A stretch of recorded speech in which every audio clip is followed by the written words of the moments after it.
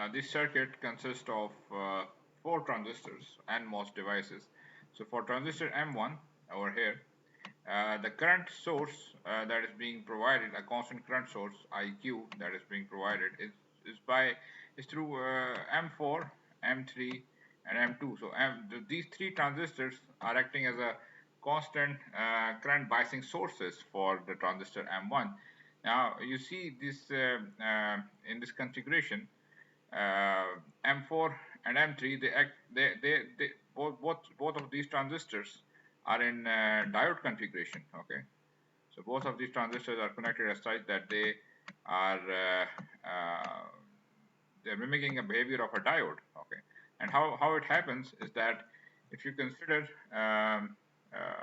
these transistors M4 and M3 again, you see the gate terminal is attached to the drain terminals. Okay, so for both M3 and M4, the configuration is pretty similar for these two NMOS devices.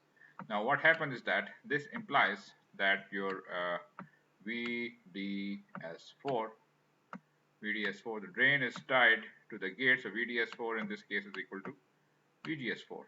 Okay, VGS4. Similarly, you can write for the transistor M3 as VDS3 is equal to VGS3. So what happens is that since the gate and the drain terminals are at the same potential, it turns out that the saturation point VDS sat for both transistors is the VDS sat is always less than VDS. Okay, and if you see over here, VDS sat is given by VGS minus VDN, and this thing can also be written as, in this case, as VDS minus VDN. Okay, it's the same thing. That means you are always pass beyond the, I mean, your VDS, your VDS is always greater than, for non-zero VDN, you are not equal to this. Not so. Your VDS 4 or 3 is always greater than VDS minus VDN. That implies this thing implies that both M3 and M4 transistors are always biased in the saturation region. So M3 and 4 are always operating in SAT region. Okay, they're not in non-SAT. I mean, if the VGS, if you have a non-zero VGS, which is the same as VDS greater than VDN, the transistors are on. So that means M3 and M4 are always operating in saturation regions. That also implies why we call this the diode configuration is that if you look at the IV characteristics, then well, this is my drain current. Okay, then on the horizontal axis my VDS is the same as VGS. Okay, so it's the same thing. Then the forward characteristics of these transistors are the same as diode. Okay, so that means after a certain threshold voltage, the transistor turns on, and then this you have a nonlinear, say, quadratic relationship of ID versus VDS. You see this relationship is being defined by an equation, and the equation is ID is a quadratic equation in VGS or VDN. So you see it's always in saturation, so you can write this as Kn into VGS or VDS. I can write this both. So you can have this as VDS minus VDN whole squared. So that means for a constant threshold voltage VDN, for a constant conduction parameter Kn, your current has a quadratic relationship with VDS. So this is a typical forward bias characteristic of a diode. Okay, and the diode has a typical characteristic like this, and then in the reverse bias, you remember it has a characteristic something like this.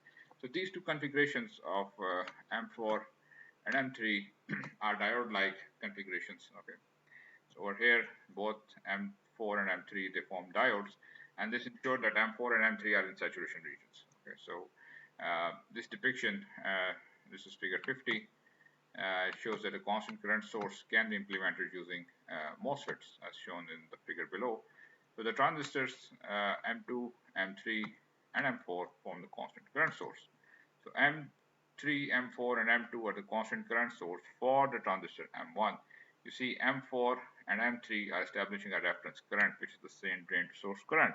And this drain to source current is the saturation current of both the transistors. It is the same. And then once you have VGS3, then you can see that this VGS3 is equal to VGS2. Okay. So from VGS2, you may assume that this M2 is also in saturation region. And if you know the conduction parameter, you can find the biasing current IQ. Okay, and this IQ is precisely the same as the drain to source current of transistor M1. This happens to be the biasing current for the transistor M1. So you see the transistor M3, M4 are each connected in a diode type configuration, and they establish a reference current. This reference current is the same for M4, M3, and it happens to be the drain to source current for both transistors.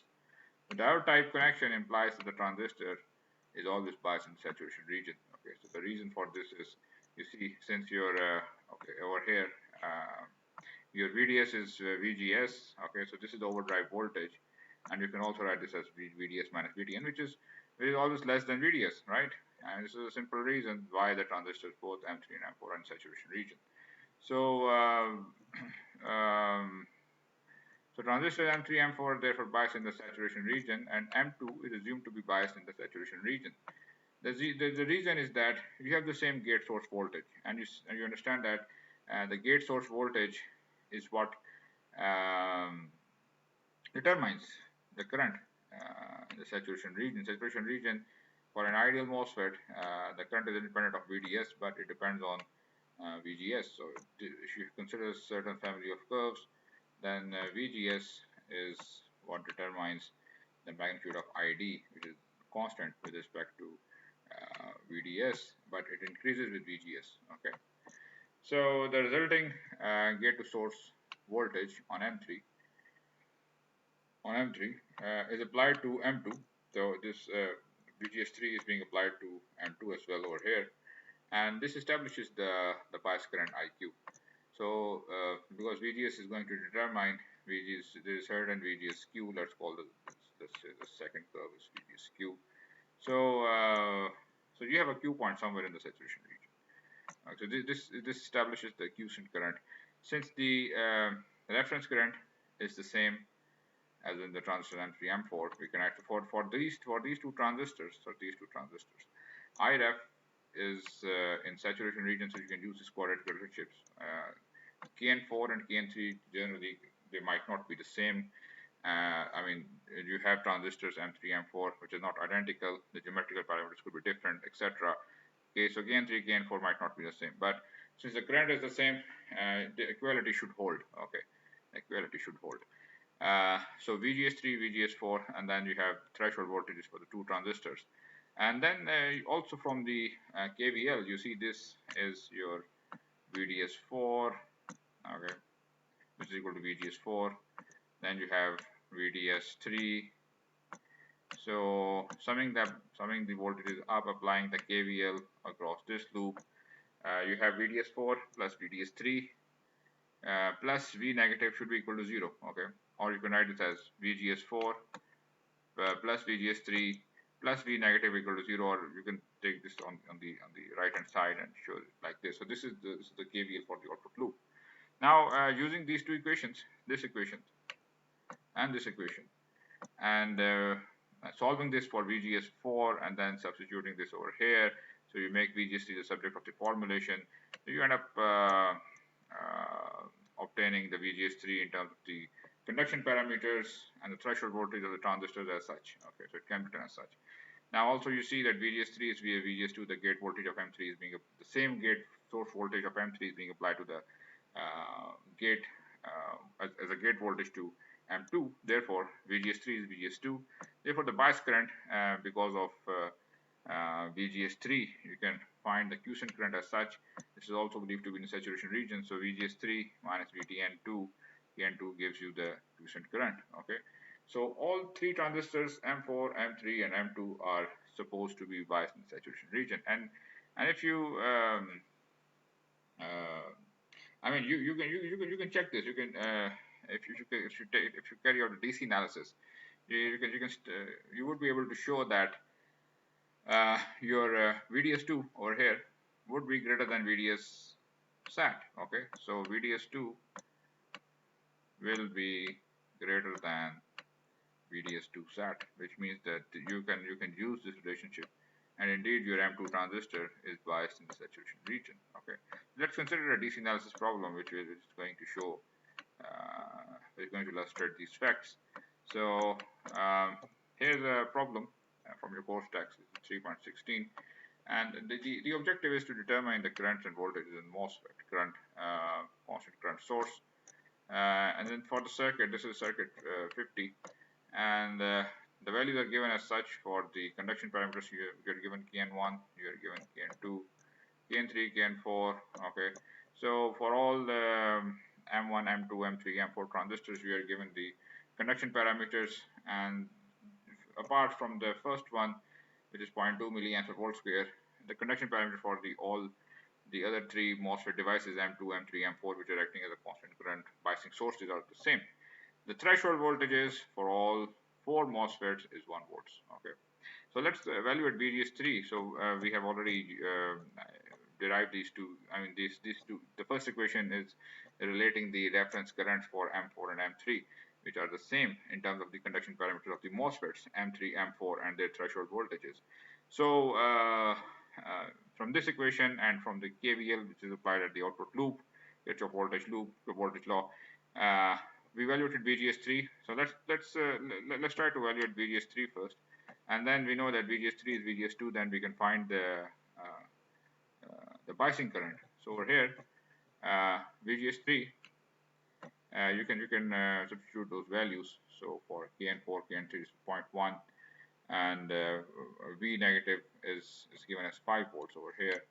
So substituting these all these values of conduction parameters, threshold value is 1, and V negative is 5 volts. Again, this is threshold is 1.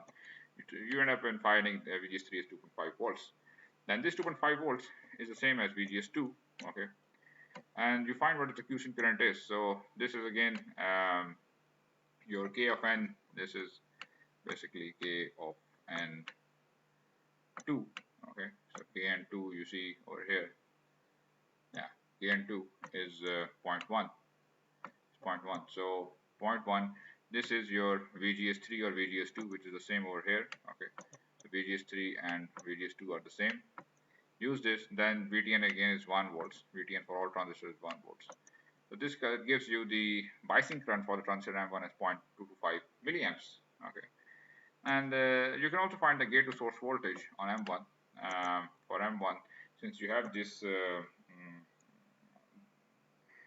the biasing current, which is also the drain to source current, I can write this as ID1. Okay, so this is the drain current for the first transistor. Okay, and this is flowing like this over here. And this is ID1. So ID1, you're assuming that this transistor is also in the saturation region. You can find what is VGS1. Okay, Kn1 is given as 0.2. That's only difference for this MOSFET. Then VTN is 1 volts, and your quiescent current is just 0.225 milliamps, and this gives you VGS1 as 2.06 volts. So again, the drain to source voltage on M2, this is your M2. You can find this drain to source voltage M2 using KVL on the output loop over here. Okay, so this is basically, I mean, there is a potential difference between VGS1 and V negative. So the potential difference between VGS1 and V negative is going to give you VDS2. So this is the potential difference between VGS1 and V negative. That is equal to 5 minus 2.06, that's 2.94 volts. And since 2.94 volts is greater than VDS SAT, which is given as VGS2 minus VTN. So we have found VGS2 as VGS3. Okay, that is 2.5 volts. So 2.5 minus 1 is 1.5. So indeed your M2 transistor, so then indeed you can say that M2 transistor is indeed biased in the saturation region. Okay, so this was the assumption that we started. So your all four transistors are basically biased in the saturation region. You have M3, M4, which are in diode configuration and they are forced to operate in saturation. They also drive M2 in saturation. And then since you are using this current as a saturation current for the M2 device, you can use the same relationship for M1 as well. So M1 is also in the saturation region to find, we have found VGS1 for that, okay.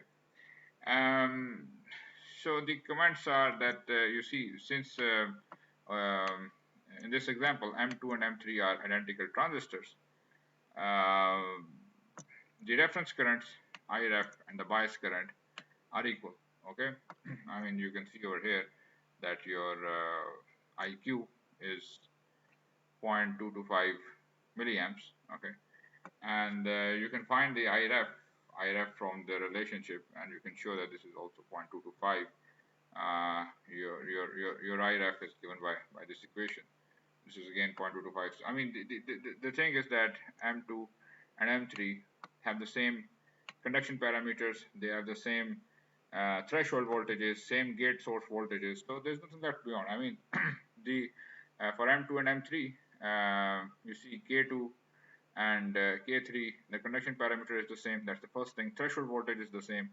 So therefore, the current ID is no different. I mean, this for both transistors given by K of N, which is same, first of all. Then your gate source voltage are same for these two transistors, M2 and M3, VGS. Okay, 2 or 3 doesn't matter. So 2 or 3, K and 2. Then this is ID2 minus VTN is the same for both transistors. So you can write this relation for uh, the third transistor, and you can show that this current, the drain current is the same, since VGS2 is equal to VGS3. Okay, all right. So okay, over here. So VGS3 is equal to VGS2. So you basically your two transistors are identical. So two transistors are identical. The reference current and the bias current are equal. By redesigning the width to length ratios of M2 and M3, M4, we can obtain a specific bias current IQ. So if M2 and M3 are not identical MOSFET devices, then the biasing current and the reference current will not be equal. As you discussed in the previous example in the last video, you recall that the width to length ratios of the two transistors were not equal. So if the width to length ratios of the two transistors, let's call this 2 and this is 3, if they are not equal, then your conduction parameters are not equal. I mean, this simply implies that Kn3, even for the same gate source voltage, Kn3 is not equal to Kn2. Even for the same gate to source voltage, your ID2 and ID3 will be different. So this implies your ID3 won't be equal to ID2. Okay, so you can have any, I mean, you don't need to have a mirror MOSFET devices. So the currents in the reference and the biasing current are the same. They can be different, okay? So a variety of design options are available with this such circuit configurations. I mean, so you can have different currents as you wish for biasing of M1 transistor, okay?